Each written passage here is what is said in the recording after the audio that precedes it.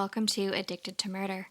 This is Courtney, licensed professional counselor with over a decade of experience. And this is Trisha, and I'm really glad that banks are not like Nexums. Nexums? Isn't that weird cult? It's not Nexium. This is Nuxum, and it's an ancient form of loan in which the creditor could kill the debtor if he failed to make his payments. Oh. Yeah, I'm also glad banks are not that way. Although there'd be a lot less probably like bogus loans and foreclosures and such.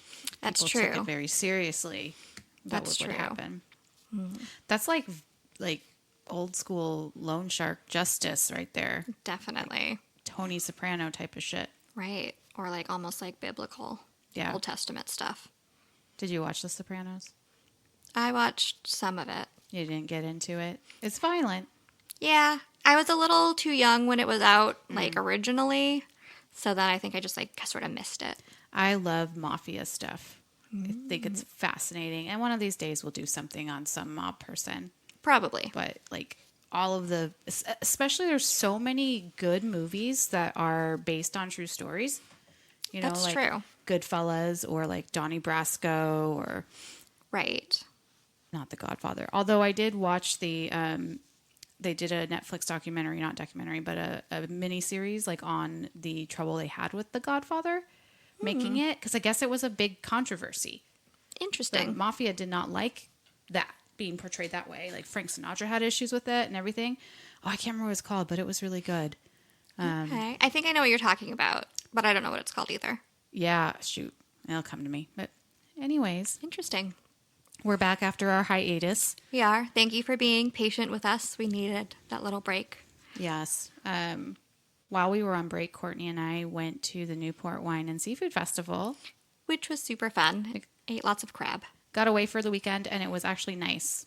I know. Oregon coast, nice in February. Yeah, it was super pretty. And we tried lots of wine. Might have been the most wine Courtney's ever had. Quite possibly. I mean, you're not a definitely wine the drinker most by trade. Yeah, definitely the most variety of wine I've ever had. Yeah, it was a good time. We rented a condo right on the bay, and we did post some pictures on Instagram. You guys might have saw it if you follow us at Addicted to M Podcast on Instagram. Right. Mm-hmm. I was listening to some of our old episodes and how we used to always throw all that shit at the beginning. Oh, okay. And then we threw it all at the end for a while. Yeah. It was better at the end. But the thing about the beginning is that people had to listen to it. Exactly. Or fast forward it. So, anyways, we don't really do it much anymore. We're either like us or you don't. Right. We've given up on trying to make money for the most part on this thing. I think last year with our ad revenue, I think it ended up being $11 overall. Right. But hey, that is more money than most people who have a podcast make. Yeah. I mean, who knows? Maybe someday someone will want to sponsor us. Right. Tell your friends we need 10,000 listeners per episode. Yeah. We're not anywhere near there. Anyway, we're lamenting. We're moving on. We have a new case, but I also have a question. Go ahead. Well, Chris and I are in the middle of kind of updating our house. And we got the interior painted, and I bought flooring, but it's going to take a while for us to put it in because we're going to try to do it ourselves, and it's a big job. Courtney, you bought a bit of a fixer-upper yourself. Did. And I'm just curious, what's the first thing that you want to tackle when you have the time and the money to do so? Inside the house, definitely the floors. You have hardwood, right? We have hardwood downstairs and carpet upstairs, and all of the floors is really damaged from the previous owners and water damage and pet damage, and they just all need to be replaced. Do you want hardwood or carpet?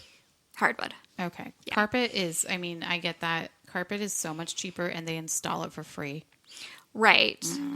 But they do not install vinyl plank for free. So they expensive. don't, no. But we have cats that are, like to puke on things. Yeah. And it's much easier to clean up a hardwood floor. It is. Or a laminate floor than carpet. I mean, that's why we're going for it. But at the same time, I'm like, oh my God, if we got carpet, it would be a quarter of the cost and they'd install it for us. It's true. But oh well. Yeah. Okay. Well, that was just what I was It's a good wondering. question. Thank you. Courtney did choose this killer.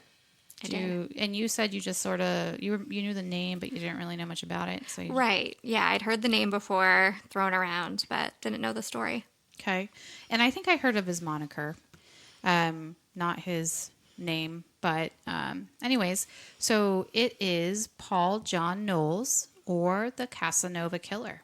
Yes. Dun dun dun. And the book that we're using for most of this research is called Drop Dead Gorgeous: The Lethal Attraction of Road Trip Killer Paul John Knowles by Ryan Green.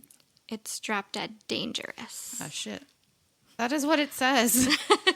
I can read. Hello. Anyway, so he has two monikers. The Road Trip Killer And the Casanova and Killer. the Casanova Killer. The Casanova Killer is a cooler one. It is, but the Road Trip Killer kind of actually fits the story better. Yeah. He is a good-looking guy. Yes. So, I don't know if you guys want to look him up or not. I mean, we'll obviously post a picture of him. But, yeah. So, Drop Dead Gorgeous by Ryan Green. Drop Dead Dangerous. That is a movie, Drop Dead Gorgeous. It is. It is. Oh, my gosh. I'm going to stop. I'm going to stop talking about it. Apparently, I just don't want to say that word. All right. So, anyways, so he wanted to be famous. So, it's weird that there's so little known about him, as far as like most people maybe have heard the name but don't know anything about it, because like that was like his goal at the end. Right. It's Yeah. kind of weird. But anyways, comments, Courtney? Well, I think, if it weren't for the way that Paul's story ends, I do think that Paul could have had like that similar level of infamy as his main contemporary, Ted Bundy, they were killing right around the same time. Yeah, and they sort of have, some of the stuff seems similar. Right. I mean, not their childhoods by any means, but some of the other things that happen later in life Right. remind Exactly. me of each other. All right, so let's get started.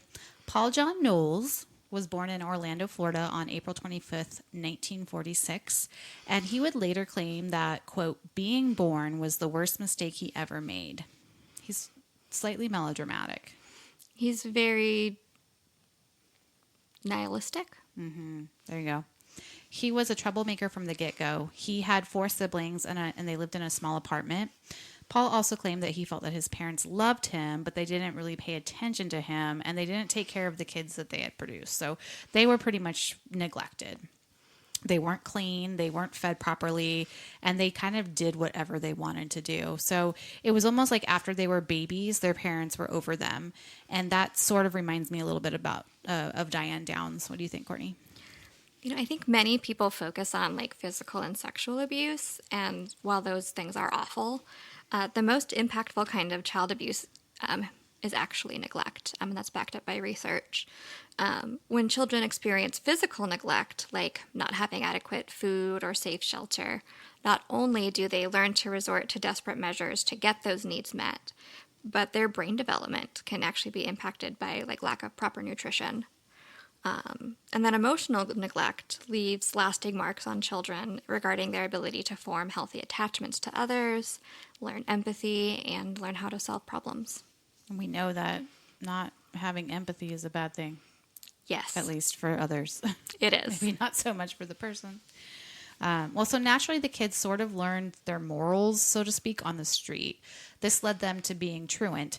In fact, a truant officer was the only one that made them go to school. Most likely without that enforcement, it sounds like the kids would not have attended school at all. When Paul did get forced into going to school, he fought at school, but he won the fights.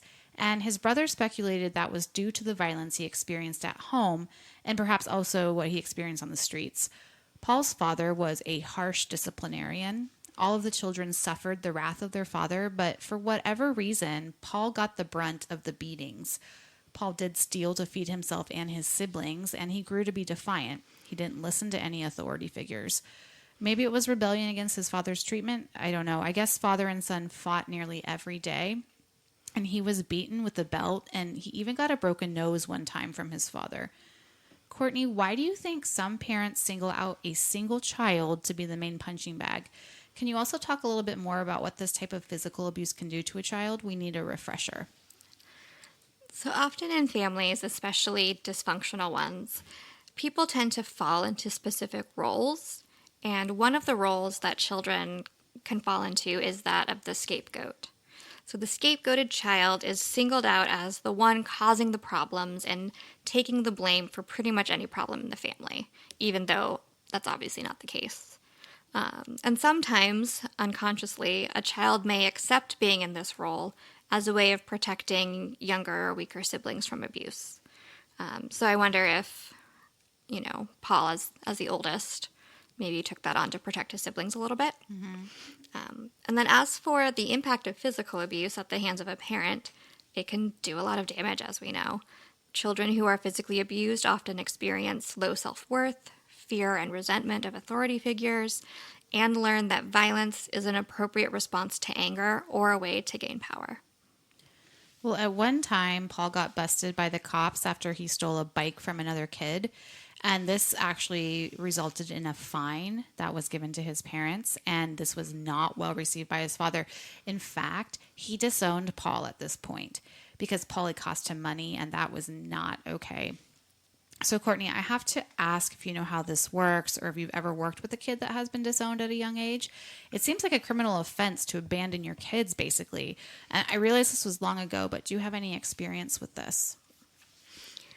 So I don't know specifically about the laws in Florida, especially back in the 1950s, but in modern-day Oregon, abandoning a child under the age of 15 is considered a Class C felony. So it is against the law, and is considered child abuse. And, I have worked with clients who have been kicked out by their parents or left in the care of other relatives or foster families without further contact. And often, this is related to parent substance abuse, but not always. And one common theme that comes up for children who are abandoned by their parents is a belief that they are unlovable and unwanted. And, being rejected by a parent just leaves a big hole that nothing else can really fill. So you're saying that, you can't disown a kid under 15 in Oregon, technically, legally? Yes. As far as you know? Yes. Okay. There might be some weird situations, but it would most likely have to be an emancipation, which it would be hard for a 15-year-old to prove they could take care of themselves. Right. A parent could theoretically, agree to give up their custodial rights in order for someone else to take on those custodial rights. But they can't just kick them out and not have care set up for them. Right. Okay. And yes, I can see how if your parent did that to you, you would be totally crushed inside and thinking you were unlovable. Yeah. Well, back then he was put into the care of the state. That's what happened to him. And he entered a group home. Of course, he was rebellious. So Paul now had stable food and a bed, but it may have been too late for him, and he did not want to follow rules. There was a curfew, but he ignored it, and he was able to get into the home anyhow by breaking in. He was well versed in picking locks at this point. If he couldn't get in, he just slept outside. It seemed like he really didn't care about being looked after, and at a very young age, he had figured out how to take care of himself. So, Courtney, I imagine at this point, Paul has conduct disorder. Any other diagnosis you want to throw out? I'm not sure what it is, but I have heard of an oppositional defiant disorder, and this just kind of sounds like something he'd have as well. Yeah, so oppositional defiant disorder and conduct disorder are in the same category in the DSM-5. Oppositional defiant disorder is a diagnosis typically given to children or teens who exhibit behaviors like being argumentative, refusing to follow adult directions, angry outbursts, and vindictive behaviors towards others when they're angry. And at times, the opposition to authority goes so far that children will refuse to do things that they enjoy or benefit them if they are told that they have to. It's kind of like an automatic response that happens. And so ODD, as oppositional defiant disorder is called, is often a learned response to an environment that has been both controlling and does not meet a child's needs at the same time, which kind of sounds like his upbringing a little bit. And so the main difference between ODD and conduct disorder is the presence of criminal behavior. It's common for children to be diagnosed first with ODD and then to have that change to conduct disorder after they cross that line into criminal behaviors. And yes, you're right, Paul would have met criteria for conduct disorder at this point. Okay. Well, Paul would be bounced around these group homes and orphanages several times. He got into physical altercations with other residents and staff because violence just came naturally to him at this point. When it was clear that he could not be kept at the homes he was constantly being transferred to, he was placed somewhere more intense, somewhere worse, somewhere much worse. And it was called the Arthur G. Dozier School for Boys, a.k.a. the Florida Industrial State School for Boys. Now, when Courtney and I discussed this case, she said we should talk about this infamous school for boys, and she did some research and watched some documentaries, and so I'm just going to let you take it away. All right. So first, I want to give credit to the 2 documentaries that I watched that provided a lot of this information about the Florida School for Boys, which is how I'm just going to refer to it. So the first one is called Boys School, and the second one is called Deadly Secrets, The Lost Boys of Dozier. So when Paul was there, the school was known as the Florida School for Boys. It was opened in the year 1900, and boys between the ages of 5 and 18 were sent there for, rehabilitation, essentially. Many boys were sent there for tiny infractions like trespassing, truancy, or running away from home. The Florida School for Boys had a strong racist history, with approximately 75% of its residents being black, and the facility was racially segregated for much of its history. And there's a whole lot that the documentary goes into about the way that, being in the South and the way that, racism and the effects of, the Jim Crow laws and all of that kind of impacted that. Mm-hmm. So if you're interested in that piece of it, definitely recommend. I'm going to watch these. I meant to watch these prior to recording, and it slipped away from me. Yeah, they're very interesting. Okay. So the boys and the residents were forced into child labor while they were there, and that included actually building the facilities, working the farm to grow their food, and working in one of the many businesses run by the school on the property, such as making shoes or sewing clothing garments or things like that.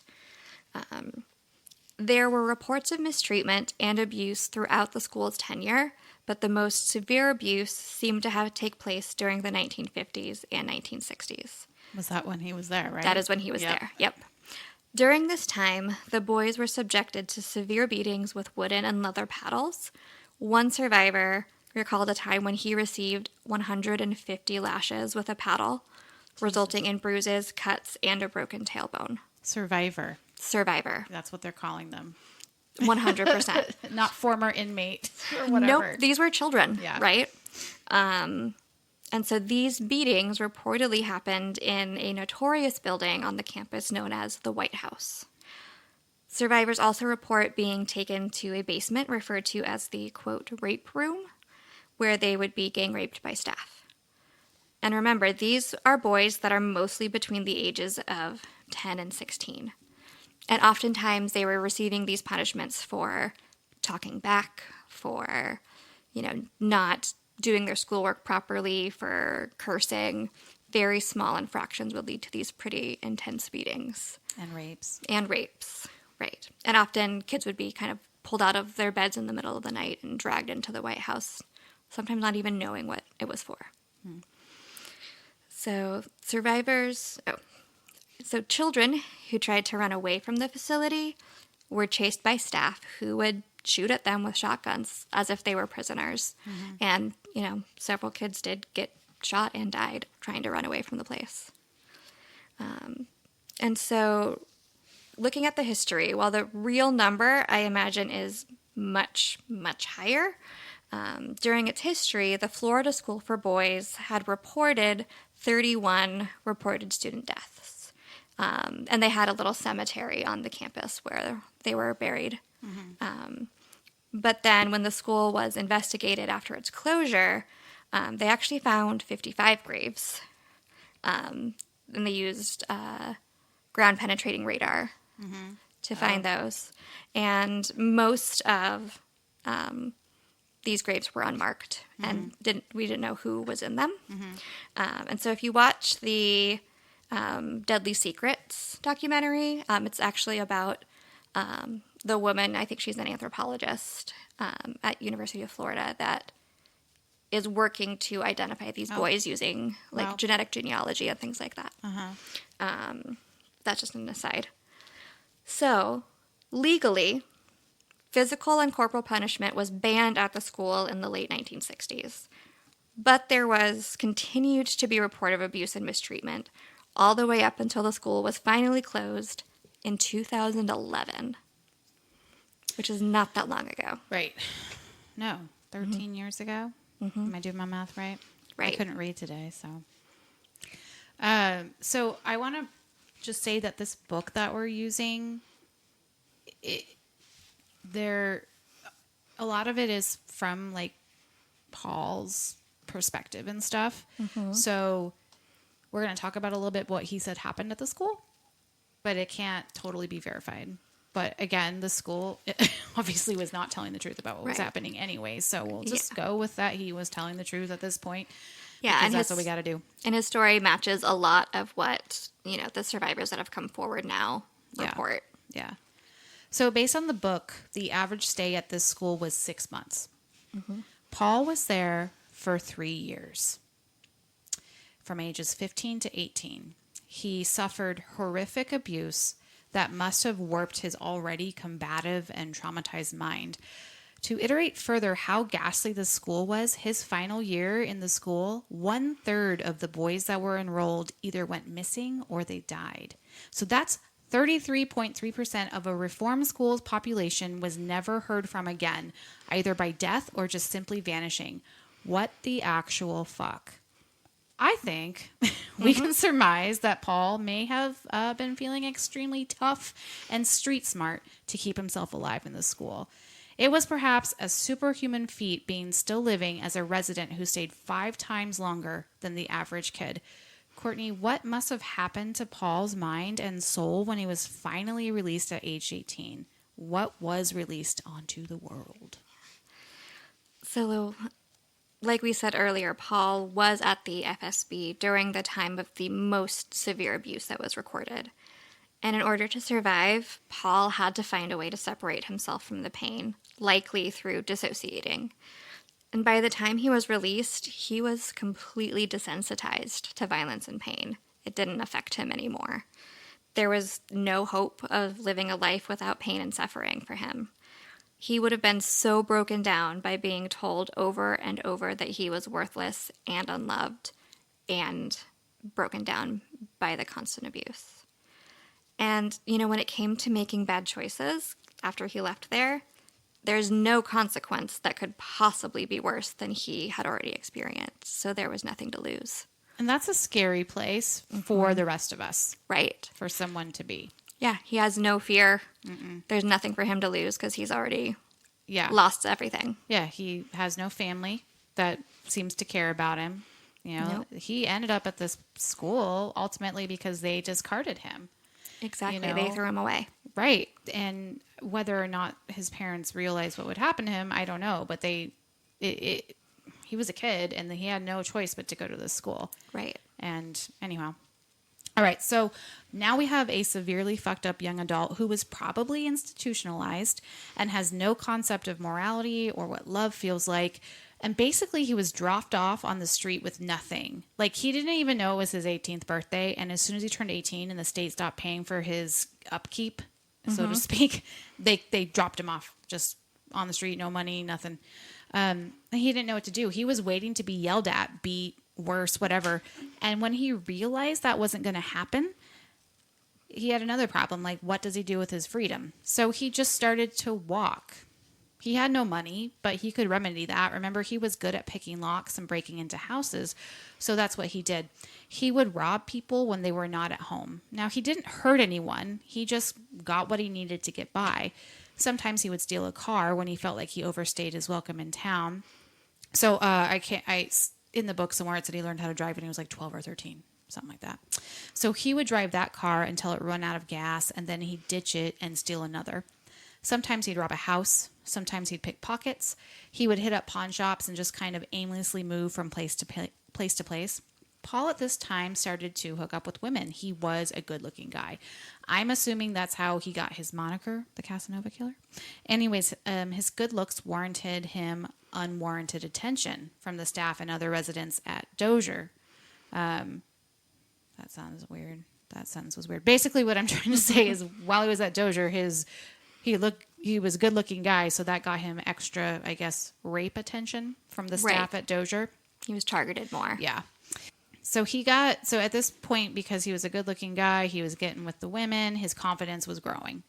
He got more bold in his burglaries. He was breaking windows and stuff like that, being, less careful, I guess. Paul was making pretty good money with these thefts. He was able to buy what he wanted. He could get the girls he wanted. He could rent a room when he wanted. He ate good food and he bought nice clothes. I guess the women thought that he was a rock star because of his looks and charisma. Like, they really thought he was someone famous. Courtney? I mean, Paul was a survivor, and he knew how to use the gifts and skills that he had for sure. Yeah. His luck ran out one day when he was pulled over by a cop, and this is crazy what he did, but he grabbed the cop's gun and then proceeded to kidnap the officer and took off. So he gets pulled over. The cop's not really, I guess, super alert. Paul just grabs his firearm, forces him in the car, and then takes off with the cop. Not sure what he's going to do with the cop, but whatever. Unfortunately for Paul, the cop had called in the stop before Paul forced him in the car. And so he was caught not long after. And when he realized he was busted, he just pulled over calmly. He didn't resist arrest. He was charged with kidnapping.